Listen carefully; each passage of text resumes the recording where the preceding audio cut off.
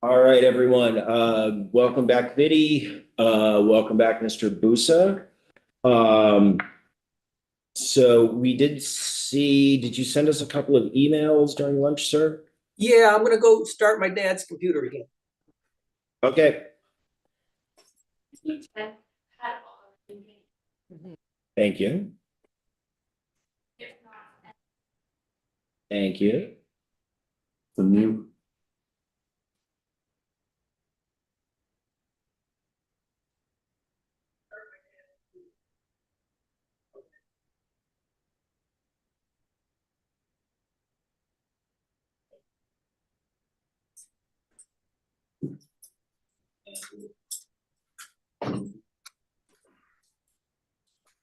Okay, I'm back.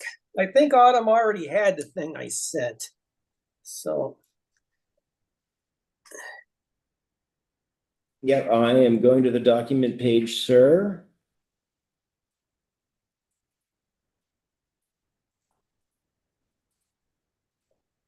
All right, Mr. Busa, where would you like to pick things back up?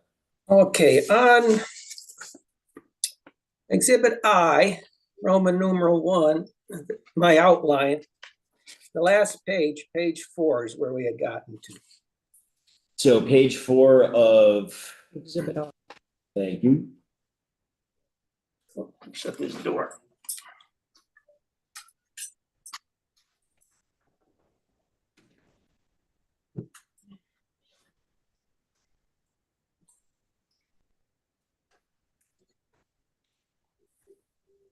I guess my dad turned the volume up out there. I shut the door. Okay, are we all on page 4? Yes. The very top. Well, we talked about who teaches the teachers at the Secretary of State's office. Item number 4, it says, how was Title 17, Chapter 2501 performed? That's in the law book. That's the one that says the board shall post prominent notices in and around the polling places, urging voters to check whether they have been placed on the proper geographical checklist. And the Secretary of State had testified that that was done. And I'm wondering, how was that done at the polling place? And the second question is, how was it performed for the mail-in ballots? Because there was that question, how would they know they were on the wrong, they got the wrong ballot? So your question is, how were the checklists posted to the public? Correct. At the polling place and in the mail-in ballots, the ballots that were mailed to everybody. And if you all decide to mail them again, there's going to need to be an explanation of what went on. And if you already voted, don't vote again type of thing. In my opinion, that's just my opinion. All right, enough said on that one.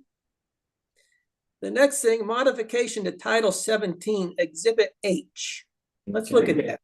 Give us a moment.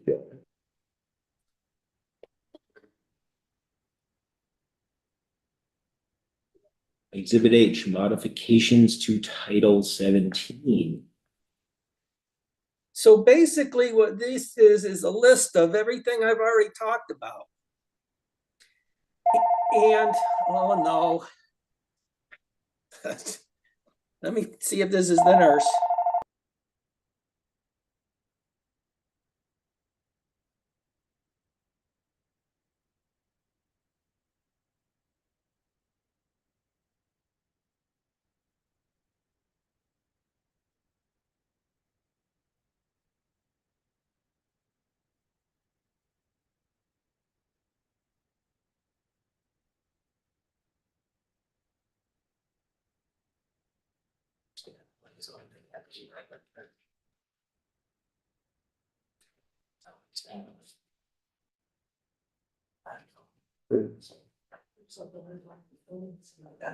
Okay, that was his nurse, and he's coming a little later so I can talk more. All right, so that list of modifications to Title 17, Now, Exhibit J, I'm just gonna say what that is. It's basically a copy of Title 17 with red marks in it. That are my comments to this sheet, Exhibit H. They're in there and they're red. And they're about counting, knowing the count prior to sending it through the tabulator, and suggestions that make recounts go a bit better, in my opinion. So that's what that is. I don't think we need to delve in much more unless you have a question on something there. But it gives the chapter numbers of basically what we were already talked about. Okay. And just sort of like clarification and announce for these separate provisions in your mind is, again, I apologize if you. Yes, when the recounters are doing their tabulations or counting the votes, there comes a point where they write them down and give them to the clerk. I'm just saying, announce what it is, so that whoever's sitting in the audience can write it down and keep track of the count. And that's done on a regular election when they count the ballots. They don't keep it secret for days. So that's what I was saying. Let the count be known when you learn the count. And so the recount, when the recount was executed and it went from, you know, a couple of vote margin where it shrunk, how long did it take for the recount count to be vocalized or printed or a point of public record? When it came out of the court, that document from the court. Now, I didn't receive it because I had a lawyer, and the lawyer had it in his stuff, and I had to go search for it. I didn't receive it until the day of the hearing. So it's a little bit difficult getting the numbers. Okay. No, thank you for that. We will definitely have, when we do when we have our meeting tomorrow with our clerk and our legislative council, we'll speak to that during that portion of testimony. Yes, that's a good idea. There's a lot of things that could be tweaked a little just to make it go smoother and be more accurate, I think. That's what those are. Okay, I want to move on. I think I got to bring up Exhibit U at this time. The ex post facto law. Hey, and you said you, sir? Exhibit U.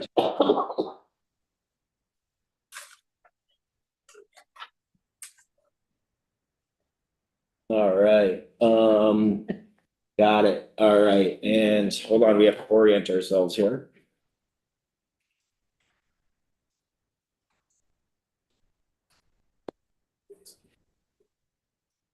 All right, go ahead. So this is addressing a couple of things that Jonathan's lawyer brought up the other day. One of them was to change the boundary from the center line of the road to the entire road, and that everyone will have voted in their district. And when I heard that, I'm like saying that's an ex post facto law. That's against the law to do that. It's against the United States Constitution. So I have that there, where it is, Article 1, Section 10. Wait, what? One second, please. Thank you, though. So with what you're saying is your interpretation of what Attorney Buxton said was to adjust the lines for this election or moving forward?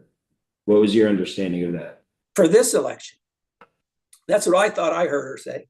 I believe the attorney spoke to a future recalibration of the lines for the elections that have yet to be conducted, not to adjust the lines for the election that had already occurred. And I'm seeing heads around the table in the committee nodding in favor of my understanding. Okay, I misunderstood that one then. Okay, thank you. That was easy. Yeah, we can't go backwards. We agree with that, sir.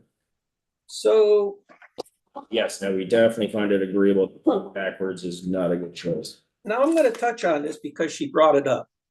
On page 3 of that, I got a little diagram of votes. Now I know this is the one person, one vote issue. So in our House district, it's a one person district. I understand in the Constitution, the House can be 1 or 2 people. But in the Senate, we have two senators in our district. Some Senate districts have 1, some have 3 now. They used to have 6, right? And that's not one person, one vote. So since she brought that up, I thought I would mention it here, that we really should in this state abide by that Supreme Court decision, one person, one vote. And the argument turns to equal representation because there's more people, but that's not what the one person, one vote says. We're talking about a vote, not representation. So a lot of people get the vote for 1 senator, some people get the vote for 2, some for 3. In the olden days, some for 6. It's just not mathematically one person, one vote, equal weighting of the vote. And I thought I would just address that since she had brought that up, my opinion. Thank you for sharing that, sir. Okay, you ready for panel 45? Yes. And what document are we going to? Oh, well, let me just stay on this page 4 where I have them outlined. Let's see here. Booza filed to judge the election. That's where we are. Oh, okay. So the Attorney General looked into that. That was good. Panel 45. I'm just going to read what these all are so you know, because these files are huge. Exhibit M is the entry checklist for Bennington for the people's last names beginning in A through L. And N is the entry checklist for Bennington 1, last names from M to Z. Exhibit O, which we might look into, is the entry checklist for Bennington 5. And the reason we might look in there is because that's where we find the 55 people's names who are supposed to be in Bennington 1. So in that checklist, let's go ahead and open Exhibit O, and I want you to see something. All right, just give the committee a moment and make sure we are all on the correct attachment, sir. So we are going to Exhibit O, and that is the entry Bennington 5 A to Z.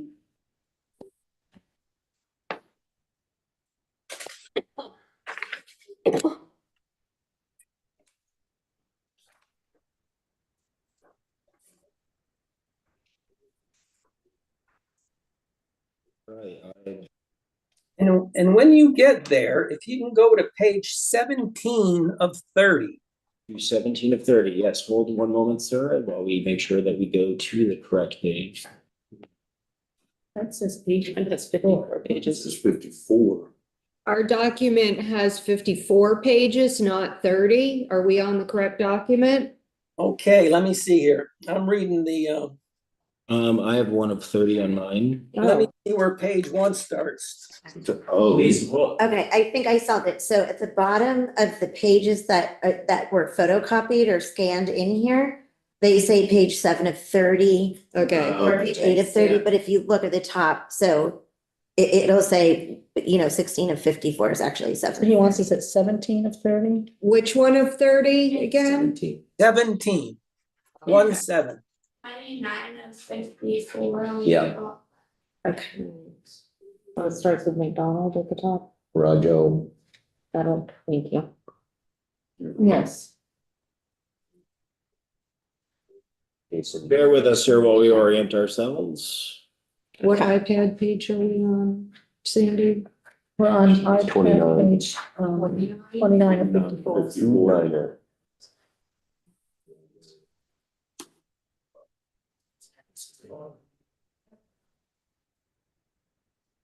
She makes it so okay. Okay, so it sounds like we are all on the correct 17 of 30. So in the middle column, down near the bottom, there's two names with a C in their blocks. Mhm. Same last name. Do you see those? Yes. Yep. And the one above is colored in orange.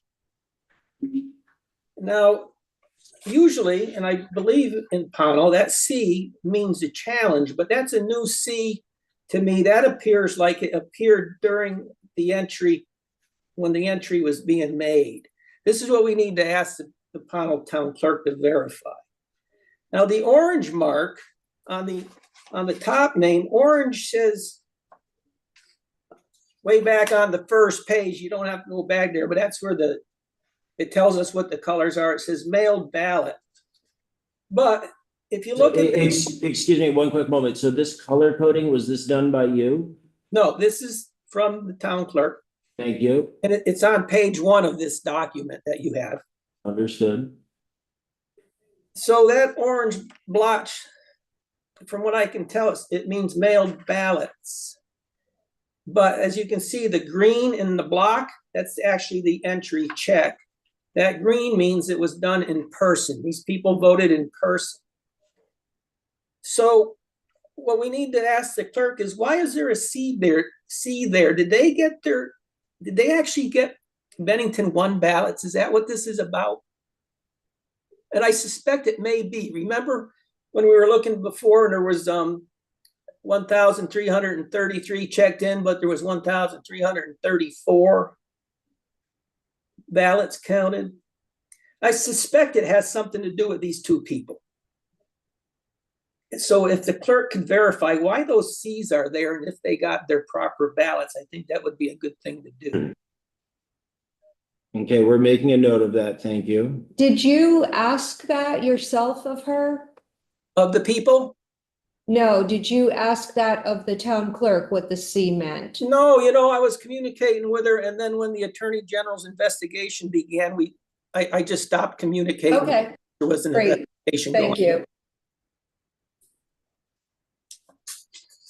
But all the clerks have been very helpful in sending through things. I mean, it's been good in that respect.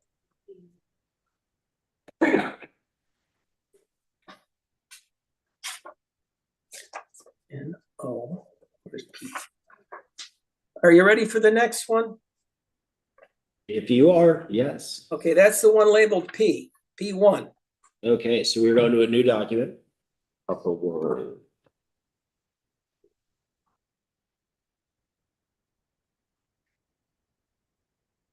Yes, checklist errors. Yeah, this is the one that was sent from the town clerk of Pownell to both myself and to Jonathan. Explaining what names they found that needed to be corrected. So the first group of names, actually the first 2 pages appear just the way that she sent them to us. I didn't do any writing on those. The second 2 pages have my notes on them. So if you go to page 3, the first thing I want to say is halfway down. Just said this note that you have on the bottom of page 3. 2. Okay, Page the note 3. on the bottom of page 2 is from the Pownell Town Clerk. Okay. So on page 3 and 4, my marks will be in color. Thank you. So halfway down the page on the left, initially I thought there was 29 who mailed their ballots in and 15 in person, but after further looking, it is the mailed-in ones I colored in red, and there was 30 of them. This is for the ones who voted in District 5 instead of District 1. The ones who voted in person, I colored in blue, and there was 14 of those. For a total of 44 people voted out of these 50. Well, it's going to end up 55, but the number was moving. I'll explain why. So coming down the list, on the right column, the second one down, I have them circled. And I have Bennington 5 written next to that name. Do you see that? Hmm. That person actually lives in Bennington 5. Now, I'm going to show you the email that explains that. Now, another one in the middle column, 1, 2, 3, 4, 5, the fifth person down is in Alaska and has been removed from the new list. And that name is? Jacob Danis, Danis. And I have this on another list that I'm going to show you, but this is where it comes from. Okay. So on the next page, I have a name on the right column all the way at the bottom, Michael Suzumu. Do you see that? Mm-hmm. That young man belongs on the list. And he is on the new list. I'll show you that eventually here so you can see that. Now, then we get into the people who voted in District 1 who should have been in District 5. There was 14 names on the list. Of the 14, 8 voted, 6 by mail, 2 in person. Those people there, we can have a discussion what to do about that. But I'm not, well, we can have a discussion on what to do with them. I think it'd be good to get these other 55 people's voices counted. All right, let's go to Exhibit Q. Okay, Q, give us a moment, please.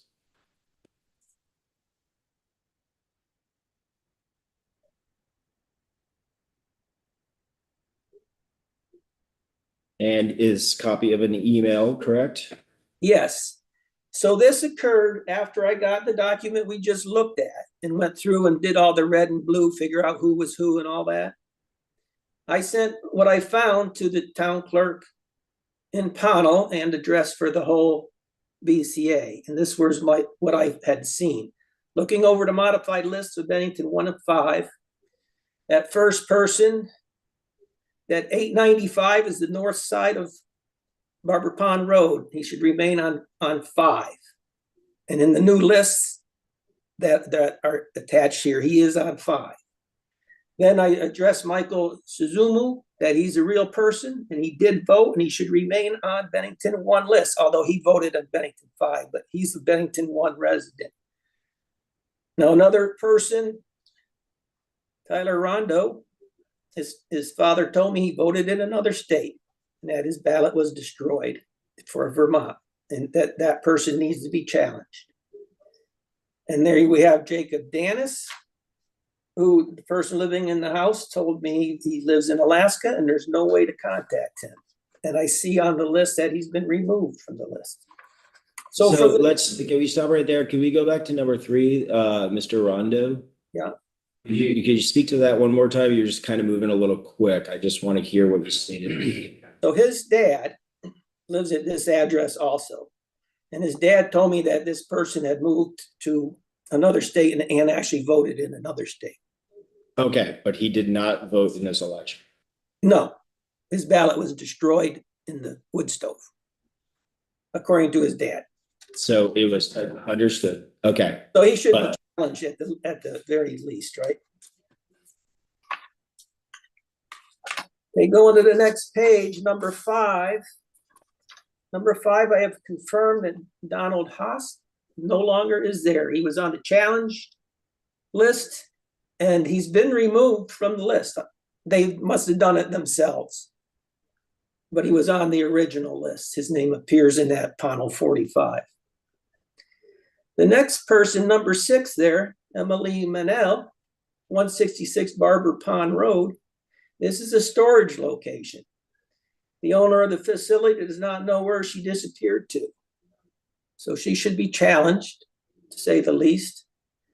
And I wrote in here, she might be a missing person. It's a possibility, we don't know. But it's a storage facility. It's not a residence. And that's why I included that. The next one, 2 people, Erica Hancock and Jocelyn and Millet both live at that address, and they did not receive their ballots. And they did not receive the notice that the clerk sent out to informing the people that there was a problem. They use a PO box, and I told them to go talk to the town clerk. So that was, as I was going out and about, that's what I found out and shared it with the Pownell Board of Civil Authority and the clerk, so they can use it as they see fit. Okay, that's what that was. So the next item, P2, is, all that P2 is, if you want to open it up, that's fine. Yeah. Good idea. Hold on, just give us 10 seconds to move to the file, sir.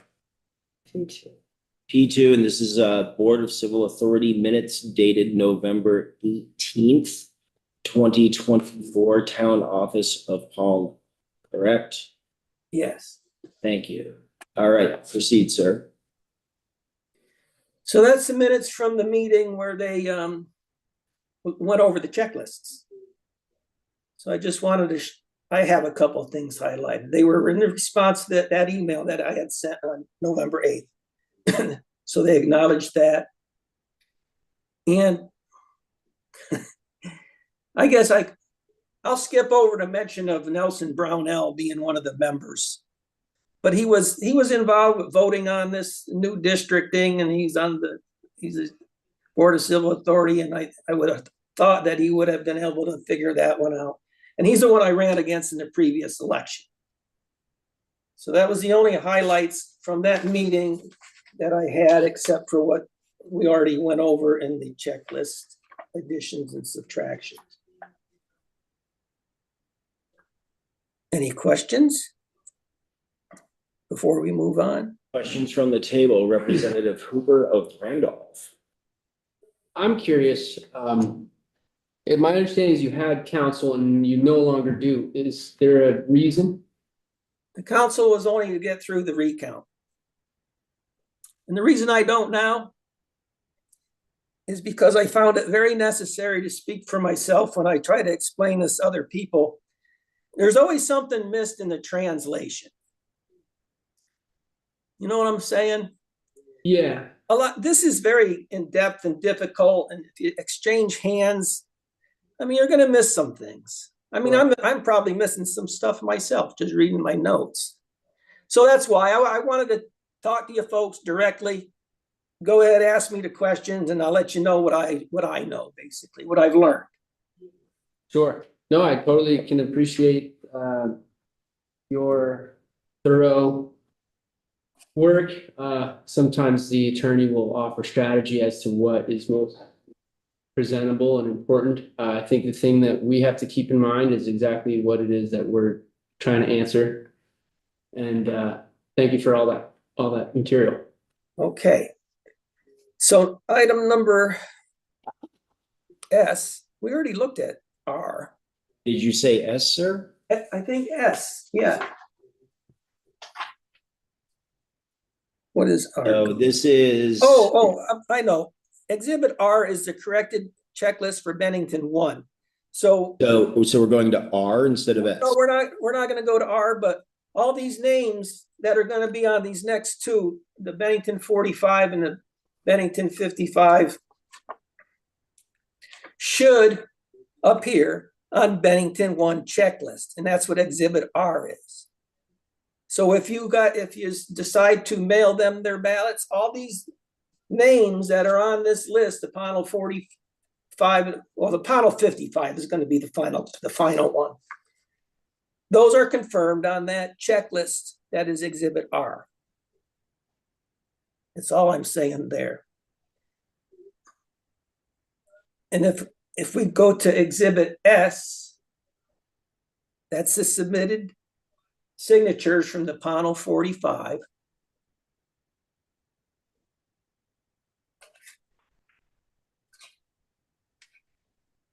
And on that list, there's a couple written in, because when the poll was being done, there were some people missed.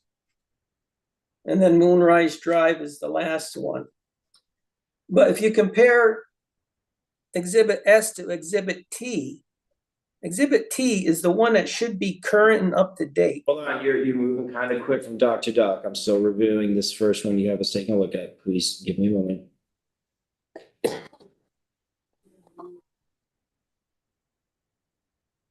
Now, the signatures that are absent here from the names of the residences and their addresses, were they just not contacted or did they not want to sign? Or Well, both? a couple of them didn't want to sign. They just wanted to complain to me. Excuse me for laughing, but sometimes you no. get unloaded on it, but they don't want to sign the paper. And then, but some of them, a lot of those I didn't find them at home. Or I knocked on their door of the garage and the living quarters was up above. That happened in a couple houses. In some places, I just didn't find one person I didn't find. But as far as refusal, I only had one person not sign it. And not all these people are supporters of me, but they want their ballot so they could vote for the other guy. So, and it showed their sincerity to wanting to vote in their district for the person they wanted to vote for. I was very happy about that. So if we go to Exhibit T.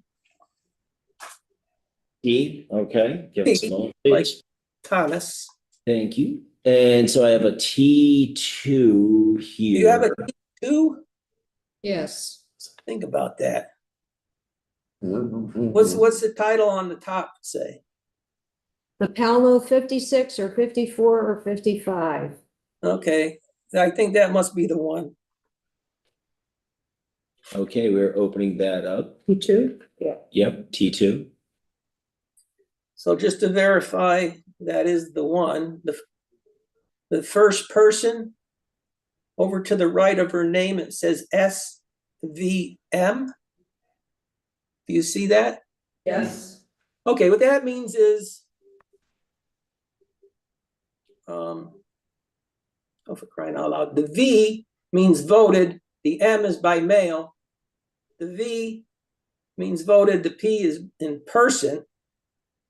The S means that they had signed the petition. Okay? So if you want to look through here and see what method people use to vote and if they signed a petition, that information is there.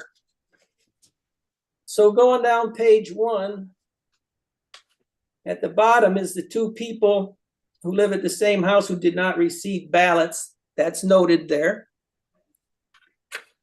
And is that, are you speaking to, you said the bottom of page 2? Gotcha. Okay, 10 and 11. Number Yep, 11. yep. Yeah, so I don't know why they didn't get their ballots.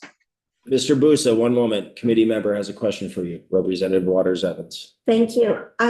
So the ones who didn't receive a ballot, 10 and 11, is it possible that they received a ballot from Bennington 5? You're just saying they did not receive a Bennington 1 ballot. Yeah, they told me they didn't receive any ballot at all, and they also did not vote. Okay, thank you. Yeah. Okay, and on page 2, we go through the same thing, and down number 15 is that individual that I sent the note to the clerk and said, this is a real person. He voted.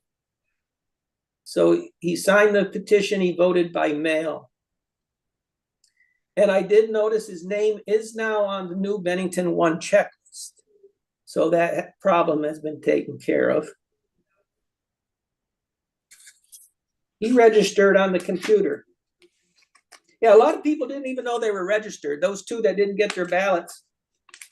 Well, one of the 2 said she don't even know how she registered. Maybe when she applied for something. So the state of Vermont has automatic voter registration with the issuance of driver's licenses. Yeah. So now on the next page, I guess that's page 3. Between number 31 and number 32, there's a person who was on the old list, was challenged, and is now removed from the list. And you're speaking to the Alaska? No, that's the person. I don't know. He had moved out previously, and I don't know where he is. So Couple of questions, probably about the same thing. We have a couple of questions here at the table. Who I was don't know first? who was I had down. first. Jay, Let's go. Sandy? Representative I Pittsnell. could just explain maybe why he's not there now, if he was challenged. If he did not vote in the last two presidential elections, the clerk has the authority to remove him. So she may have had him challenged in 2020. He didn't vote, and then we didn't vote in 2024, but you can purge your checklist based on the challenges. And that's probably why he's not there now.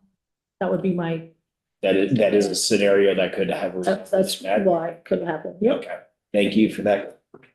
and he hasn't been in town for a while, so. And my question is back on page 2. I'm sorry if you already mentioned it, but numbers 13 and 14, what's their story with nothing next to their names? Well, they didn't vote, they didn't sign. Those are two addresses. Those are two of the addresses. Oh, they're two different addresses. One of the persons, number 13, I couldn't find that person. I don't remember if I couldn't find the house. I'm not sure. And then number 14, I didn't even know she was on the list until I went through one of the lists. One of the lists had her name on it, so I put it in here. Okay, so she has the same address as number 15. Yeah, so I So didn't, was she No, what on the I- wrong checklist or no? she was on the wrong checklist, yes. She was, okay, maybe I know. And you know, I talked to her. I don't think she knew she was registered to vote. Yeah. But her name's on the list, so that's that. We have another question, Mr. Busa, Representative Stone. 31 also doesn't have anything beside the name. Number 1, you said? 31, 3, 1. Let me think here where that is. Okay, that house there, there's a person that lives there. And, well, I'm just, I'm supposing, I think it's an elderly person. And maybe they didn't get up when I knocked on the door. I stopped there a few times. There is a car there. And it looks lived in, just, I didn't make contact with them and they did not vote. Okay, Representative Hooper of Randolph. Mr. Busa, when did you do all the door to door that you're referring to? Oh,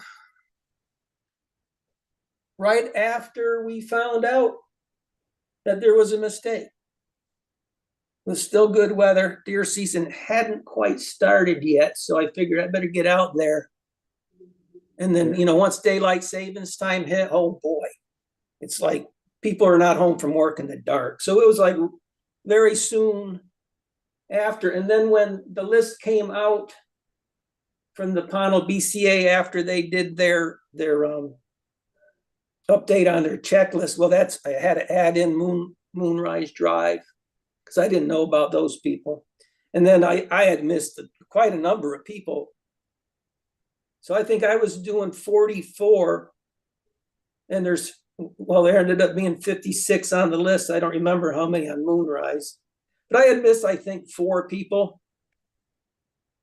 And those 4, I wasn't able to go back to their homes. Too bad. Maybe I'll get a chance to go if we do a revote. Okay? Well, I appreciate your care to the people who I think you're arguing are disenfranchised. I don't know if that's the way to characterize it, but that's, I think, that one of the things that we have to decide. Agreed. So continue on the list, number 32 is one that lives in that, she doesn't live there. It's a storage facility. The owner doesn't know where she is. Her mail has been going there. I didn't ask him about the ballot. And then on the next page, between number 37 and 38, that person is the one that moved to Alaska. Oh, and he was on the BCA list that got sent out as being corrected, but he's not on the new checklist. So that must have got taken care of somehow. And then I'm down, sorry to, excuse me, I'm really sorry to be going backwards again, but on number 14 and number 15, since they had the same address, would number 14 situation have been the same? Should it have been the same? Or you just can't locate that person living at that address anymore? well, I think I spoke to that person, number 14, but she didn't indicate she was on the voter. She didn't indicate she was a voter. She Okay, didn't know she was a thank you. voter, if that's the person I talked to. Yep, that's what I needed to know. Thank I you. think I talked to number 15's mother. Okay, thank you. Can't be too accurate on that one. So Thank I'm up to number 42. That's the person who should be challenged because the father stated he voted in another state. The father is number 41. And then, Hold on one second, Mr. Busa, Representative Waters Evans. So number 42, we said his father said he voted in another state. Did he also vote in Vermont in Pownell? no, Oh, okay, That's all the right. question I asked previously. Okay, just, sorry, they're all getting mixed up No, together. it's totally understandable. his Good to father, ask twice than not at all. father said, I think if I recall correctly, the ballot was put in the wood stove.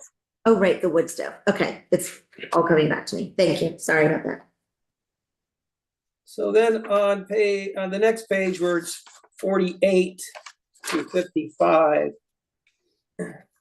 Number 48 and 59 were the two that we looked at on the Bennington number 5 entry checklist that had the C next to their name. Do you remember that? Yes. Yeah. So that's number 48 and 49. So it's mentioned that there's a C next to his name on the entry list and a C next to her name. And that's the list. So I count 55 that are active voters and that were affected, that are still around, or that are still on the new checklist, I should say. Representative Pisnell has her hand up. So back to 48 and 49, because I didn't go back to the checklist. They're the ones that had the black C and handwritten next to their names. Correct, yes. Probably what happened, this is my guess as a town clerk. They came in and they voted in person. But somebody on the BCA could have said, they don't live here anymore, we need to challenge them. So she's made a mental note on the voter checklist to now challenge them going forward. That would what I would do in my district, Mhm. is if somebody came in and one of my BCA members says, oh, they don't live here anymore, they moved. But they knew they were on Pownell's checklist and they wanted to vote, maybe because it was a presidential election. They came in and voted in person. Can't deny them, they're on your checklist and they haven't been challenged before. And as they leave, the BCA could have had a conversation and said, I think they don't, and so they put a C on it. So after the election and she's done her participation report, she can then go in and challenge them on her checklist. That's how I would interpret that. Well, there's That's also, just- there's one challenge to that is that these two people are very well known in the area. They own a business. They're very involved in a local church. They're very well known. So I think that C means something else. Okay. It would be good to ask the clerk about that. And especially since there's one more ballot than what was checked off on the checklist. I think they might have voted in Bennington 1.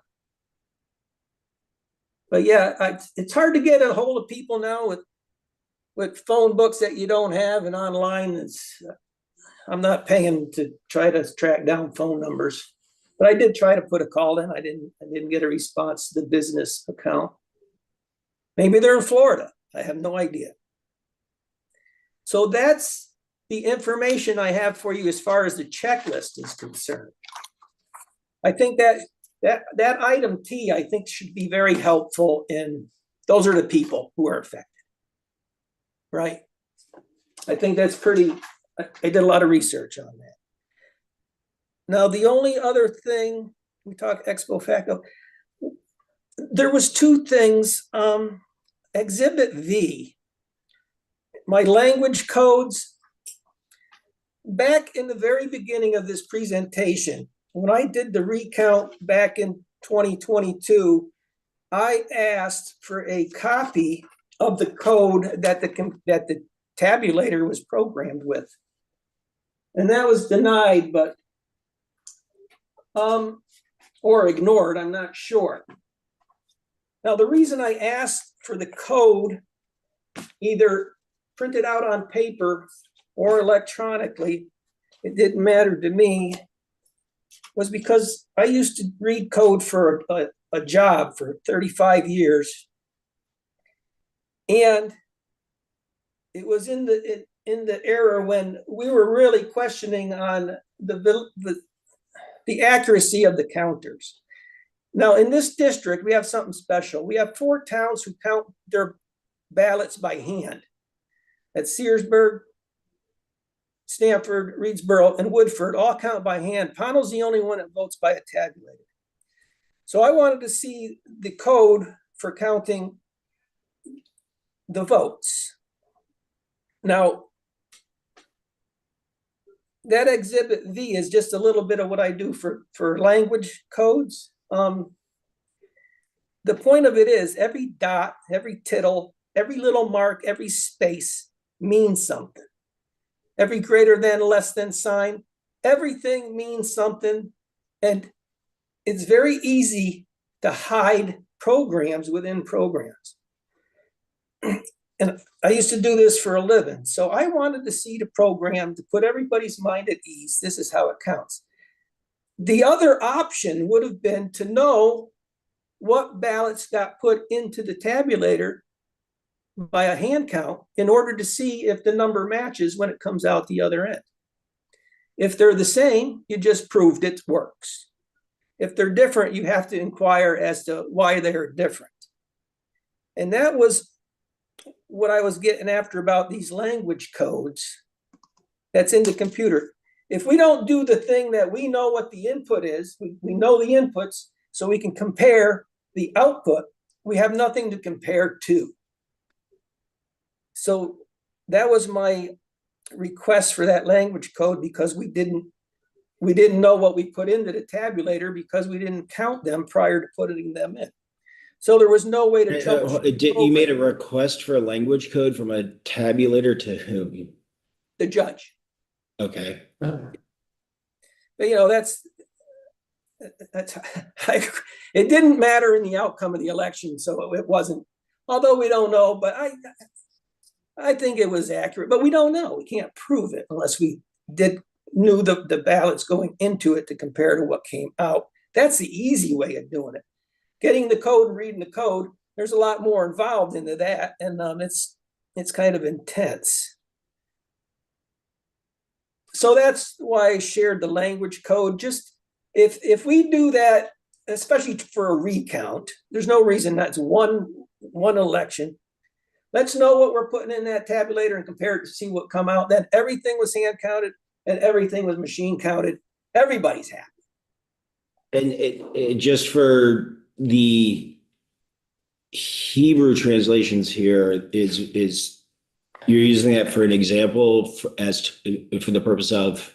Yes, that's an example. If you notice the first top 2 words, they're spelled exactly the same as far as the consonants, but all those little dots are vowel points. And the little dots determine whether it's a woman, a fire, a feminine fire, a masculine fire, all that type of stuff. So every little dot means something. Okay, gotcha. Just like in computer coding. So like diacritic marks and other languages and such. Yeah, and the last few pages are one of the programs I work on at work. And what's noticeable on the last page, on the right side, you have a system writing 2 different numbers to the same register. Now, this is a trick of the trade, and it's very hard to troubleshoot. But you can have multiple numbers flying around in your machine, and you want a particular one to show up on the output. And this is one of the ways of doing it, just to manipulate the data. And we used to do it. I should tell you what I used to work on, right? I used to work on hydroelectric generation. And I used to work on the dams, controlling the flood waters, the gates opening, the generators starting, stopping, speed control, load control. So I put it this way. I work on governors and make them work. I work on regulators, meaning voltage regulators, and make the regulators work the way they're supposed to. And that makes the state of the machine function the way it's designed to function. See the similarities to what you know. We have a governor in government, we have regulators, and it's all extremely similar. So anyway, that's what I did for a living for 35 years. Now I'm on a translation team for this Hebrew, and we are collecting every Hebrew document we can find.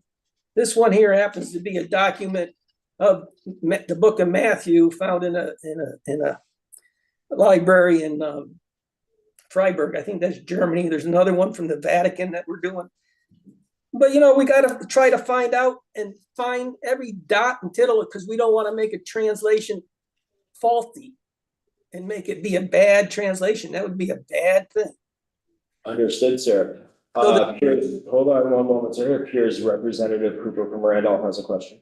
This might be too much to ask, but if you could try to, in 3 sentences or fewer, boil this all down into a thesis, could you do that or make an attempt? I can tell you right now, get these 55 people their ballots and let them vote one way or another and see where it falls.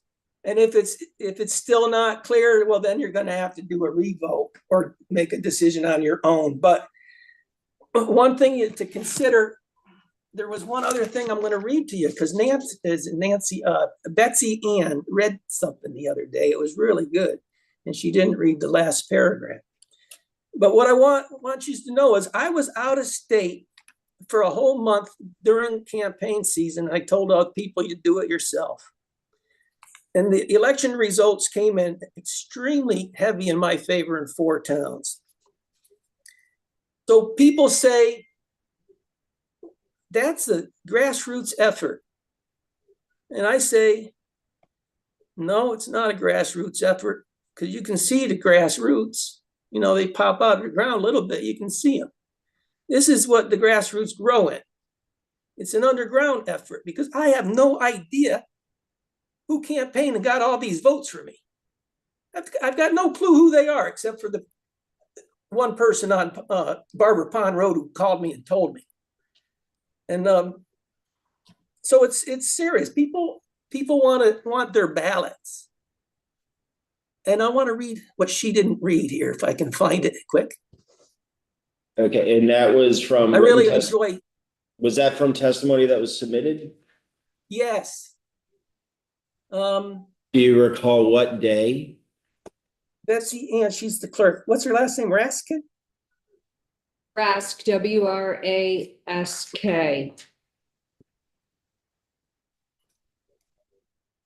I don't remember the day. Let me see. Do I have it here? January 23rd at 10:11 a.m. She was We reading. have her on the 15th and the 22nd in this committee. Let's see here if I took a picture.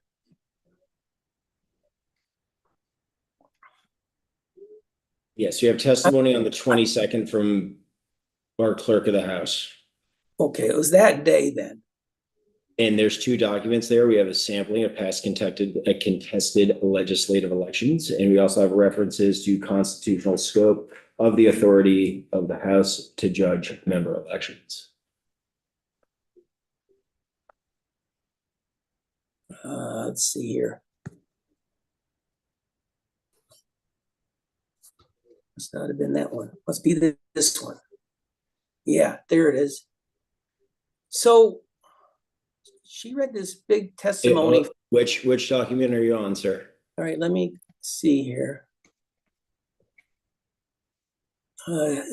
September 16th, 1975. She's read something Yeah, about. hold on, please, Mr. Busa. Are you on the sampling of past contested legislative elections? Yes. Or that is the one you're on? Thank you. And what page, like how far down are you? Well, I took a screenshot. Okay, so you said 1965? So, 1975, September 16, 1975, the closest election in. all right, Wait a time out, second. Mr. Busa. We need to get to the page, Yeah. please, sir. I appreciate your enthusiasm, but What give day us a was- moment. Could you say the date again? Because I don't know that we have the same. We have a one. 1973. We have 73 and 77. Oh, it says 75. It's talking about the election was in 75, so it's after 75. So it would probably be. Hold on 1 second, please, Madam Clerk.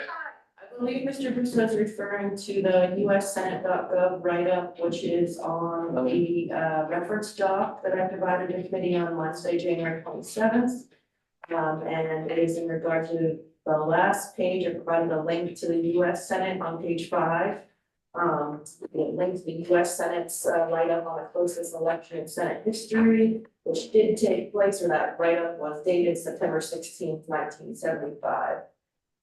You can hyperlink to that USSenate.gov page. So if everybody goes to our main, Hagoma page and you click on witness, underneath where it says, documents and handouts, if you click on Betsy Ann Rask, it's the last one that says references, constitutional scope of authority to judge member election. That's the one that. It's also in your email, just send it. And there's also it's on page 4. Yeah. And Okay. then you have to click on the hyperlink on letter B, US Senate. See closest election in Senate history. You should have a hyperlink. Okay, so I do recall reviewing this. We are all on the same page. Everybody, just take a moment, make sure you're on the right document, please. Yeah. It's in your email. All right, Yeah, I got it. okay. Are we all on the page? And Mr. Busa, are you reading from the synopsis or the full? I'm gonna read the very last paragraph. It was the one that the clerk said it's political, so she wasn't gonna read it, but I figure I can read it. It's pretty interesting, actually. It was about the closest election and then a re-election, and the numbers were like a huge margin. But if y'all are ready, I can start reading it. Please proceed. It says a record-breaking turnout gave the election to Durkin by 27,000 vote margin. The real winner, however, oh boy, you're gonna have to call back. The real winner, however, may have been the Senate's Republicans, for years a dispirited and hopeless minority. This contest unified their ranks and, as some believed, gave them invaluable tactical experience in dealing with an overwhelming Democratic majority. When I read that, I said, that's pretty fitting for where we are these days, or where we were. So I just wanted to finish that one expose. And that's it for me. Hallelujah. We got through them all. Thank you very much, Mr. Busa. I appreciate all the effort you put into this, sir. I really genuinely do. Yeah, this is incredible. Like, do a lot of work detail. Now you got everything I got. You know, you're informed voters at this point. Correct. Hey, thank you all for doing such a good job looking into all this, and the lawyers, the clerk, all that work has been very amazing to me. I'm very impressed with you, with your work. No, we appreciate that. We take this situation incredibly seriously, and that's why we're trying to be methodic and deliberate with the testimony that we're taking, so we can make the best informed decision as a committee as possible. So thank you for your- I'm in agreement with you. Very good. Thank you all for your time. All right. Thank you. Thank you. All right, committee. Representative Cooper is going to come down as well and speak to his perspective as a candidate in this process. So we're a little early for him. So Autumn, could you send him an email and just see if he's available a little sooner? And while we wait for that response, we will go offline until we reconvene.